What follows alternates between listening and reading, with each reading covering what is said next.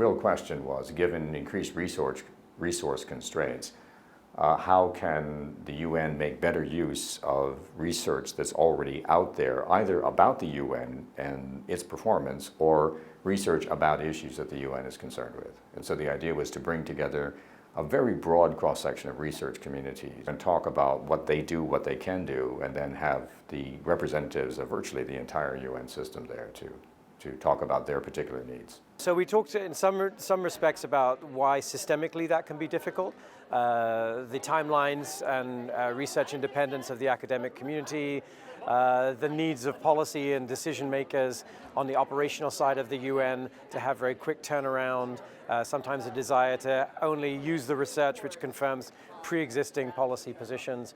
So there are reasons why sometimes the research uptake by the policy side is a difficult proposition. Talked with colleagues from across the research and academic community about how we might link up better.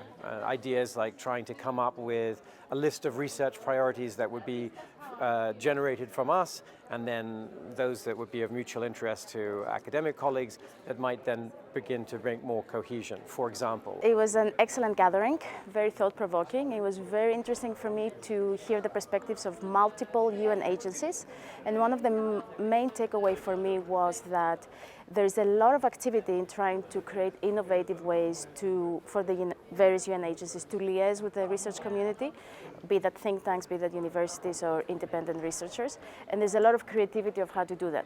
And the creativity varies based on what agency we're talking about and what issues we're talking about and what are the gaps that each agency is facing.